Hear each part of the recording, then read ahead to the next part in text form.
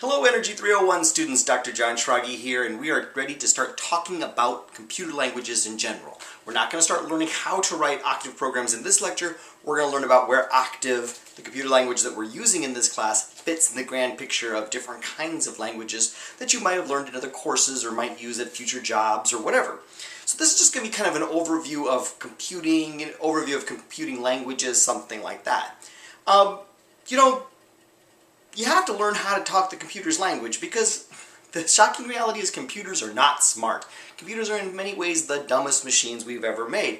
They can't really do anything except very, very simple, very, very explicit instructions. Their languages that they are communicating or working with are extremely primitive and not easily understood by human brains. I mean, especially once you start getting we're going to see that there's a sort of a hierarchy of languages. We write our computer programs in one language, but they may get translated or compiled into lower level languages that provide the computer with the actual instructions of what's going to happen on the chips and on the circuit boards and things like that. Some of those low level languages that are actually controlling, like, controlling the hard drive and controlling the memory registers and things like that are just remarkably primitive. They have thousands and thousands of different instructions, for each one of which is just a teensy-tiny little step. Human brains are not good at understanding that. Natural human languages have much more structure and much more meaning and so on in each sentence or each command or whatever you want to say. Computers have to be very simple because the basic premise behind them is not very complex. Basically, a computer is just a machine that contains billions of little tiny switches in the form of transistors. Now, these transistors are not big like the transistors you could buy at like an electronic part shop. They're tiny, microscopic things, but each of these little transistors is just a switch. And all of those little switches can either just be on or off. And everything that a computer does, every instruction it follows, every piece of data it has to work with, has to be a way, we have to find a way to represent it as some combination of switches being on or off, or sometimes we express those as being a 1 or a 0, if you want to think about these as sort of a binary representation of data kind of idea. But there has to be a way that you can take the instructions and say off, on, a combination of on and offs, maybe 64 of them long. That is an instruction that means move the hard drive head to this location, or clear this entry in the memory or something like that. And a different combination of ones and zeros or offs and ons is a different instruction that maybe has something else. It reads from the register in memory or something. Who knows? Very complicated instructions in the form of just a code that ones and zeros make. Fortunately, human brains don't need to spend a lot of time thinking about things like that. It turns out there are ways we can get away from that, where we're working with things that we can think of, like integer numbers, or floating point numbers. That would be like a real number in mathematics, like with decimal points and stuff like that.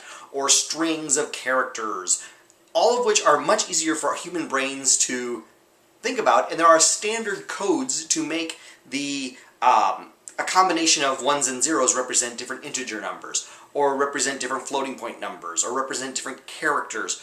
You can abstract that one level farther then, and you could say then these, this is a code that uses integers to reproduce a GIF image. Okay, literally millions of integers are taken to make one GIF image, and each of those integers is made up of a large number of ones and zeros to decode to make that integer. These codes all exist. The good news is we can get away from all that. You and I don't need to think about that whole business of binary representation of data and so on, because we have computer languages to abstract us from that. Pretty much everything that a computer does is it executing commands that were in some kind of program. A program is a set of instructions that are written in some kind of code or some kind of syntax, if you will, some kind of format that the computer can understand. Notice the verb here is that we execute the program. Taking a set of instructions and making them happen. The right word is execute. We execute a program. We're going to execute the octave interpreter, or we're going to execute the program that you write, or whatever. These computer programs are going to be written in a language. There are lots of these languages. There's no shortage of them in any way. It used to be a fairly common computer science graduate student project to create a new language that had certain advantages or whatever.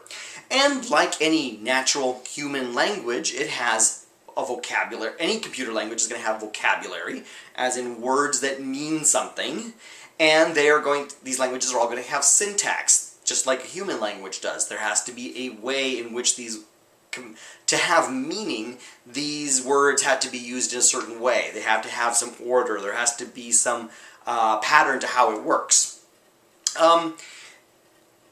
The notes that I got from a previous semester of the class suggested discussing languages in terms of these 4 levels: machine languages, assembly language, compiled language, and interpreted language. Now, if I had been thinking this through better when I made the PowerPoint, I would have organized them the other way around, because languages like machine language and assembly language are called low-level languages, whereas compiled and interpreted languages are considered high-level languages. And see how my slide has them the other way around? That wasn't very well thought out on my part. These low-level languages, like machine language, are literally the instructions that architecture of chip needs to do things. It's literally the string of 10100100 that means clear this register of memory, or check the buffer to see if there's keystrokes coming in from the keyboard, or whatever. It is exactly the instructions the computer is actually using to make things happen. Okay, increase the voltage to this pin on the Ethernet cable. Okay, things like that. Literally very, very small basic instructions that are way, way, way down low. This is far away from computing the power on a grid, or making a weather forecast, or anything else a computer would want to do. But they are the steps we need in order to make those things happen. Okay? When it comes time to do some math, the computer is going to be literally doing things like moving numbers from one memory register to another and performing this operation on them. Machine language is what the computer is actually doing. It's just not something human brains can process at these very low levels. Assembly language is sort of a step above machine language. It's a little bit more abstract, but humans don't write assembly language either. Humans tend to write code in compiled languages or interpreted language. Compiled languages are languages that you compile. What happens is you write the program in the form of text. It's words, it's letters. You're going to write them, these programs, and then a compiler will translate that language, that computer program, if possible, into machine language. If it's not possible, there must be some error in your program, and it'll tell you, and you have to go back and fix it. There's lots of examples of these compiled languages. C, C++, Fortran, Java. These are all languages you've probably heard of in some way in some classes or whatever. They're languages that you can write programs in, and then you tell the computer to compile these programs, which puts them into this machine language, and they can run. Some of my students in this class are also in ATS 315, where they learn to write C programs. Okay, C is a compiled language. They write the program, and then they go and run the compiler, which tries to translate their program from C, a high-level language, down into machine language that the computer can actually do something with. I mean, there's lots of advantages to this. In contrast to machine language, which is just a whole bunch of ones and zeros, humans can actually look at a compiled language program and at least make some sense of it. My students who are in ATS 315 and are learning to write C programs right now, they're seeing words like print, or while, or end, or integer. Okay, I mean, these are words in this, these are commands, this is vocabulary, if you will, in the C language.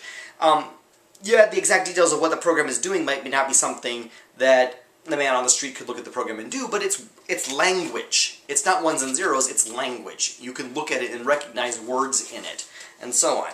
That makes it a whole lot easier to learn how to write these compiled languages. Another advantage of compiled languages is they are blisteringly fast. When you write a program in a compiled language like C or Fortran or something like that, and it gets translated, compiled into machine language, that is just literally explicitly the instructions as to what the chip should be doing, and what the circuit board should be doing, and what the drivers should all be. I mean, every little what the bus should be doing in terms of how much voltage is on each pin of every connector and things like that. It's going to be just exactly what the chip wants. It's going to just literally follow every instruction just as fast can be. Compiled code is incredibly fast at running. But compiled code is in general not portable. if you take a program that you have compiled on one computer, if you try to move it to another computer, it generally won't work. In general, you have to take your program, the C program or the Fortran program or the Java program you wrote, that text, those words, move them over to the new computer and recompile so that it runs on that computer. In general, once a program is compiled, it means it's ready for that particular computer with that exact hardware installed and so on, with that exact architecture of the chip and things like that, and that version of the BIOS that is running the motherboard and all that kind of good stuff. These are also extremely primitive tools.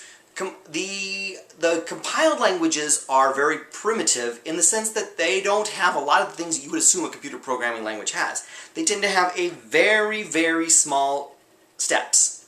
Okay, if you want to compute a regression line, okay, we're going to do some statistics. You're going to load some data. Well, just loading the data will involve maybe 10, 15 lines of programming where you have to open the file and you have to read the headers out the file, and then you have to read in the data, and then you have to decode the data, and you have to put the data into rows and columns, and then you compute the sum of squares, and you compute the mean square error, and then you divide by. This can be a whole set of lines. Those lines will happen really, really fast when the program runs because they're going to be translated into machine language. But it's going to take a whole lot of steps because these compiled languages only have very basic tools like add, subtract, do this step this many times, things like that, open a file, stuff like that. In contrast, these interpreted languages are going to have much more sophisticated tools in them, but are going to be much slower. These interpreted languages trade speed for ease of use. Whereas it might have taken 100 lines altogether of a C program to compute a regression line for some statistics that you're doing. There's probably one line of an interpreted language like Octave that would just say regression calculation. Okay? Cool! That seems pretty slick. Interpreted languages are pretty slick, and good examples of interpreted languages are like Octave, which we're going to be using, or NCL, the NCAR command language that a lot of atmospheric science majors use for their projects. Shell scripts, these are little tools that you use to automate common tasks on your computer. We'll probably see some examples of shell scripts later this semester. A lot of websites are driven using Python, for example. Python is a computer language that can do certain kinds of manipulation, particularly on text. It can do things like manipulate, say, addresses and or whatever the text. It can be manipulated very easily in Python. These are all interpreted languages. Interpreted languages work by running an interpreter, sometimes called a shell, sometimes called an environment, and this program takes your program, which you wrote. Your program is just a bunch of words, okay, that in theory does something like computes a solar flux. The interpreter literally just takes the commands that you wrote and says, what does that mean? Okay, and the interpreter sits there and tries to figure out what did you mean when you wrote, x equals regression line, blah, blah, blah. Then goes into a big library of code other people have written, figures out how to do that calculation, and does it for you. Okay? But that is a relatively slow process. Okay? I mean, in contrast to a C program, which has been compiled into machine language, where it just says, whatever the next step is, I'm doing it. Whatever the next step is, I'm doing it. Whatever it is, I'm just trusting you. Our interpreted language is literally trying to figure out, character by character, what are you talking about here? What is this doing? What step should I do next? That could have meant this could have meant that. It's a much more complex, it's closer to what humans do when they translate from one language to another. When they interpret from one language to another. The advantage of these interpreted languages, in general, a lot of very common types of calculation that can be a lot of work to write yourself already exist. So like in Octave, for example, there already are commands in Octave to do things like compute a regression line. There's no command in C to compute a regression line. You got to go write 100 lines of code yourself, and you have to know how to actually compute a regression line. I mean, you have to get out your stats textbook and find out how to make a regression line. In Octave, you just say, I want it. I want the slope of the regression line. Great. Maybe solving systems of differential equations, or inverting matrices, or producing maps, or certain kinds of plots, or unit conversions, or whatever. All those common calculations are already built into these interpreted languages. You don't have to know what the math is behind something. You just tell it to do it. but it is slow. A program running an interpreted language might be literally thousands of times slower than the same code running on a compiled language. You know, like for example, that regression calculation I was talking about. If I wanted to compute the slope of a regression line in C or Fortran or something like that, oh man, that thing will be done in a microsecond. You know, whereas maybe it'll be a little, you know, a few milliseconds or something on a interpreted language. Now, if you're just computing one regression line, who cares? If you are computing, you know, based on some very large, you know, big data set, where you might have a billion different values to be testing against, well, you need to do a billion different regression lines. All of a sudden, the fact that it's faster on the compiled version of the language versus the interpreted, that might be something worth considering. So, for a computationally heavy job, something that involves enormous amounts of math, like weather forecasting or climate simulations or something like that, where like a supercomputer is going to run this, and it's still going to take, you know, 4 hours to run a forecast for the weather for the next week, and maybe a month for the supercomputer to produce this forecast of the climate 100 years from now.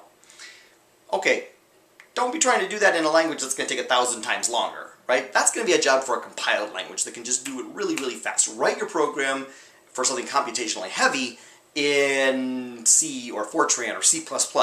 On the other hand, if it's a smaller task, the relative ease of writing it in an interpreted language outweighs the fact that it's going to run a little bit slower. We'll see some examples of that in just a little bit, but let me help you make an analogy here as to the difference between an interpreted language and a compiled language. Let's say you have a toothache, and you want to do something about that. The command language way, the compiled language way of doing this would be to go get some simple tools like a hammer and build a dental office. Is that what you're going to do when you got a toothache? I don't know. But you might. Maybe that is the right tool.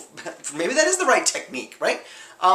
Because maybe you want it a very specific way. I mean, I only want to be in a dental office that works this way, or I'm trying to test a dental office that works this way, or I want my tools to contain no nickel, or I want my whatever. Well, maybe sitting down with a bunch of tools and building a dental office is the right way to solve your problem. On the other hand, the interpreted language way is to go to the dental office where there's already a whole bunch of specialized tools waiting for you. You go to the dental office and the dentist has a whole drawer full of all kinds of parts for all kinds of different hand pieces so that they can do and fix your tooth. And that's all already there. Of course, if you go that route, then you have other issues. I mean, you have to trust that those are the right tools for the job. You don't have control as to how that particular handpiece and that particular drill and that particular injection and that, you don't have control how any of that works. If you just show up at the dental office, you don't have any control of that. On the other hand, if you go the compiled language way, you have control of everything. Okay, you built this dental office. If you want the tools to have no mercury and not be coated with this and been cleaned this way and the carpet to contain no asbestos and whatever, great, knock yourself out. You made it exactly the way you wanted it. And that might be the way you have to solve the problem. Of course, that was also a lot more work. So this is kind of the analogy here. The interpreted languages have very powerful tools already built for you, but you have very little control, if any, as to how they work. Okay, you have to trust that they work and that they're doing what you want. On the other hand, the compiled languages you get to build from the ground up. If you're trying to test different things, or you're trying to, for your experiment, or you need things to be calculations to be run a very specific way, you have control of all that, but you're building it from the ground up. It's time to feel bad for the students who are in ATS 315, the course where they're learning to write C programs. In that class, what they're actually doing, by the end of the semester, they're going to have written in C, a compiled language, programs that draw weather maps. Cool. Sounds like something atmospheric science majors should be able to do. And I'm making them do it in C. They have very, very limited, very primitive tools to work with. They literally have tools like draw a line segment from point 1 to point 2. They'll literally have a tool that's like, draw a line from x1, y1 to x2, y2. Well, if you do that, like 1,000 times, each with the slightly different coordinates of the x1 and the y1 and the x2 and the y2, you can make, like a weather map, like a contour on a weather map, or the outlines of the United States, or whatever. On the one hand, this is incredibly powerful. They are putting together an extremely powerful program that will run incredibly fast and make weather maps exactly the way they want them to be. The contours will be colored the way they want, they'll be smooth the way they want them, they'll be on the maps the way they want them, and the projections they want them. Everything will be built from the ground up. They'll even get to do things like choose the databases from the GIS system that will be determining what the cartography in the background looks like. That's really cool. But even those ATS 315 students have to know that in some ways I'm making them reinvent the wheel here. There are interpreted languages like NCL that already have all that done for them. I mean, that picture in the background there, that is something that was made as a demonstration in NCL. That was like 3 lines of NCL right there. There was already a program that was like, you know, set background cartography to Central Europe level 3 database or something, and set the map colors to such and such, and use surface temperature and contour or something. And that was literally like 3 lines of NCL. 3 very specialized lines of NCL. The person who made this had very little control of what the final plot looked like, but they also made it relatively easily. Depends on what you want. There's roles in atmospheric science and in energy for both interpreted languages and for compiled languages. We'll see another example of that when you, in the next module, are working on Project 1. In Project 1, you are going to be using an interpreted language, namely Octave, to model the flux of solar radiation on a solar panel. It's going to take you a lot of work. Even though it's in Octave and a lot of the functionality that we need to do this is already built in, it's still going to take you a while. I mean, I haven't looked recently at what my project1.mat file looks like. You'll learn what that means in just a little bit. But I mean, I don't know. It took me maybe 100 lines of Octave code to do Project 1. And it's, you know, it's in a loop. It performs this calculation many, many times under slightly different, you'll see why when you do Project 1 in the next module. But the Octave program is going to do literally millions of calculations when it runs. I think my Octave program for that Project 1 takes about a second. Okay, yay! It runs in about a second and it does all those calculations, and now I know exactly how to angle my solar panel to take advantage of the different seasons of the year and all that kind of stuff, the way you're going to do in Project 1. I could have written the same thing in C. I could have sat down and from, you know, literally just having tools in my hand like sine and cosine and plus and minus and stuff like that, I could have done all those calculations there as well. And that C program would have run like 1,000 times faster than that Octave program. So whereas my Octave program would take like a second, my C program will take like a millisecond. Well, that's fantastic, it's so fast, but realistically both C and Octave get the job done plenty fast. What am I going to do with those other 999 milliseconds, right, that are saving me with that C program? I mean, realistically, it's going to take me less time to write this program in Octave because a lot of the tools I need are already there, like how to make the plots and stuff like that, rather than working from the ground up with C. In contrast, what if I was trying to write a weather model? I mean, there are incredible numbers of calculations going on. You know, applying the 7 primitive equations to every grid point in the atmosphere, solving the system of differential equations. There are trillions and trillions of calculations corresponding to every second of the model simulation, and we might be simulating on a climate run. This might be a 250-year simulation. Even a very, very fast supercomputer is going to take weeks to solve those sorts of equations. You don't want to be messing around with something like NCL or Octave or something like that. It would take centuries to run that simulation in those kinds of languages. You need to do that in a compiled language where it's going to be extremely fast. It might have been more work to write the program, but the program is going to run so much faster. Alright, so in this little lecture, and the one before it, you have seen that the tools we're going to be using in this module is we're going to be logging into a computer that is running the Linux operating system. This is a command line operating system. You're not going to have exactly access to like your mouse and you're not going to have scroll bars and you're not going to have icons and stuff like that. You're going to be typing commands, but you'll be writing computer programs in that environment in Linux. Those computer programs are going to be Octave computer programs. That's the language that we're using. You'll learn all about Octave in a coming lecture and how to write it. So now it's going to be time, though, for you to get started experimenting with this. In the next lecture, you are going to be figuring out how to get logged into Chesapeake. This is going to happen because you're going to have to decide, are you going to be logging in from a Mac or from a PC? There's 2 different lectures to choose from. The instructions on how to set it up so you can connect to this Linux computer called Chesapeake from a PC, and the instructions on how to connect to this Linux computer called Chesapeake from a Mac. Okay, watch whichever one is right for how you want to set things up for you. Obviously, if you have both a Mac and a PC in your life, feel free to watch them both. Anyway, configure the software. If both cases, you have things you have to set up on your computer before you can connect to this Linux computer called Chesapeake. And once you're there, you're going to do things like log in. You're going to be able to change your password from the temporary password that I've sent you. You're going to be ready to start experimenting with Linux. There's no particular assignment at this point, but you'll be able to start doing things like looking at what files you have in your directory and stuff like that. We are on our way to doing some very impressive things, simulating electrical yield from solar panels. But we're not quite there yet. Alright, pick which of the two lectures you want to see next in terms of which operating system you use on your laptop or your desktop, and I'll see you there.